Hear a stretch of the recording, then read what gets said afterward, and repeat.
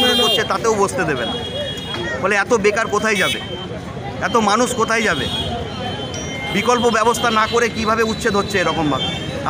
আজ বুধবার সকালে রামপুরহাটের প্রাণকেন্দ্র পাঁচমাথা মোড়ে উত্তেজনা ছড়িয়ে পড়ে যখন রেলের আধিকারিকরা রেলের জায়গা থেকে হকার ও ফুটপাত ব্যবসায়ীদের উচ্ছেদ অভিযানে নামেন। দীর্ঘদিন ধরে ফুটপাত দখল করে ব্যবসা চালানো এই ব্যবসায়ীদের দাবি, এই ব্যবসা আমাদের একমাত্র জীবিকা, আমাদের সংসার এই ব্যবসার উপর নির্ভরশীল। হঠাৎ করে আমাদের উচ্ছেদ করলে আমাদের পরিবার চলবে কিভাবে? ফুটপাত ব্যবসায়ীদের ক্ষোভ সামাল দিতে গিয়ে রেল কর্তৃপক্ষের সঙ্গে বচসা চরমে ওঠে। ব্যবসায়ীরা জানান, রেলের জায়গায় বসে তারা দীর্ঘদিন ধরে ব্যবসা করে আসছেন এবং এখানে তাদের জীবনের সমস্ত সঞ্চয় বিনিয়োগ করা। প্রশাসনিক সিদ্ধান্তে তাদের জীবিকার পথ রুদ্ধ হয়ে যাওয়ায় উদ্বিগ্ন ব্যবসায়ীরা রেলের কাছে সময়সীমা ও বিকল্প ব্যবস্থা করার দাবি জানিয়েছেন। অন্যদিকে রেল কর্তৃপক্ষের বক্তব্য, রেলের জায়গায় অবৈধভাবে বসবাস ও ব্যবসা চালানো বেআইনি।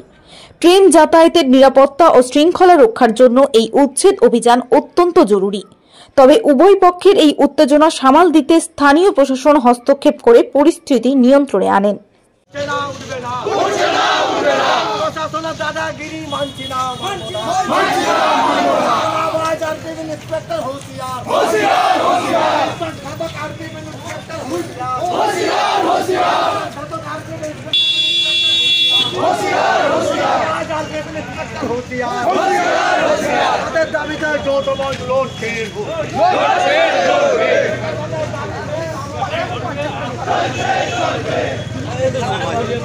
খারাপ কথা মানে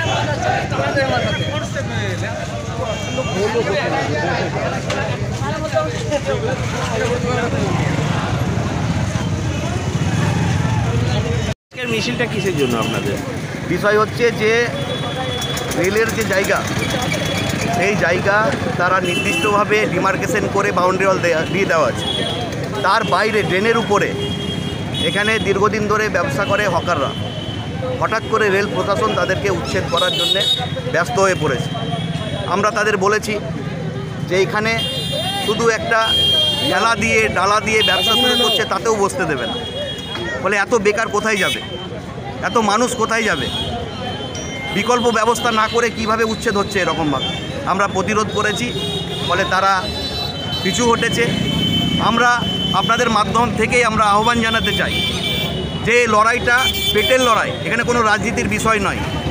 সমস্ত রাজনৈতিক দলের যারা আছেন তাদেরকে আমরা অনুরোধ করব যে এই লড়াইটা একাই লড়ে আমরা পারবো না। ফলে যারা এখানকার বিধায়ক, পৌরপতি, এখানকার এমপি যিনি আছেন, তাদেরকেও আমরা অনুরোধ করব যে এদের বিকল্প ব্যবস্থা করা হোক, তারপরে উচ্ছেদ হোক। আমরা উন্নয়ন চাই, উন্নয়নের বিরোধী আমরা নই। সুতরাং উন্নয়ন হোক, আমরা এখান থেকে সরে যাব। কিন্তু শুধুমাত্র উচ্ছেদ হওয়াটাই যদি রেলের প্রশাসনের প্রধান কারণ হয়ে দাঁড়ায়, তাহলে সমস্যা তৈরি হবে। আমরা আজকে সংগঠিত হয়েছি, আমরা প্রতিরোধ করেছি, রেল পিছু ঘটেছে। আমরা এখানে যে কোনো মূল্যে এখানে ব্যবসা আমরা করব, কোনো মতে এখান থেকে আমরা উঠব না। 5 দিন এখানে ব্যবসা বন্ধ ছিল, কী কারণে বলতে পারবেন? আমরা প্রথম থেকে রেল প্রশাসন এবং রাজ্য প্রশাসনের সঙ্গে সহযোগিতা করেছি। আপনারা লক্ষ্য করে দেখেছেন যে আজ থেকে প্রায় 8-9 মাস আগে যখন প্রথম উচ্ছেদ হয়, তখন রাজ্য প্রশাসনের কর্মকর্তারা যারা ছিলেন, এখানকার বিধায়ক, পৌরপতি, তাদের উপস্থিতিতে যে আলোচনা হয়েছিল যে 1 মাসের মধ্যে জায়গা চিহ্নিত করা এবং 6 মাসের মধ্যে বিকল্প হকার জোন তৈরি করে দেওয়া হবে। আজও সেই হকার জোন তৈরি হলো না। ফলে নতুনভাবে যারা বসে আছেন এইখানে, তাদের শুধুমাত্র ত্রিপল, এই বর্ষা চলে গেল, আবার শীত এসছে, ফলে এই ত্রিপলের উপরেই তাদের ব্যবসা করতে হচ্ছে। ফলে রাজ্য প্রশাসন, রেল প্রশাসন তখন আমাদের বলেছিল যে আপনারা উঠে যান এবং ওখানে ব্যবসা শুরু করুন। আমরা সেই মতোই সেখানে ব্যবসা শুরু করছি। এখন হঠাৎ করে বলছে সেই ব্যবসাটাও করতে দেবে না। ফলে আমরা প্রতিরোধ করেছি, এটাই হচ্ছে বিষয়। এটা কারা বলল? রেল প্রশাসন।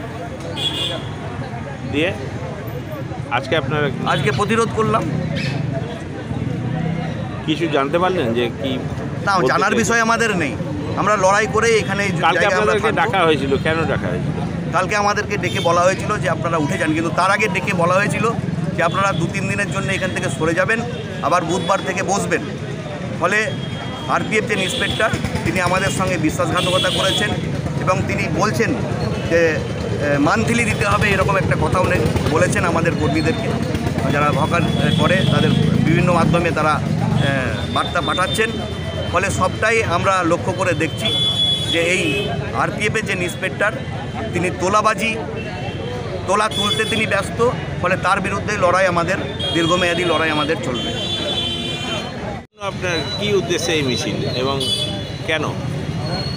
আজকের উদ্দেশ্য রেল যখন তখন খামখেয়ালিপনা, যে কোনো টাইমে আমাদের ফুটপাত ব্যবসায়ীদেরকে ডিস্টার্ব এবং বিশৃঙ্খল ছড়াবার জন্যে আজ 7 দিন 10 দিন ধরে শুধু ক্যামেরা করে যাচ্ছেন এবং বিভিন্নভাবে হেডিং দিচ্ছেন যে আপনারা এখানে ব্যবসা করবেন না, রেলের জায়গায় ব্যবসা হবে না। সেই পরিপ্রেক্ষিতে আমরা আরপিএফ ইন্সপেক্টর ডেকেছিলেন আমাদেরকে, আমরা গেছিলাম।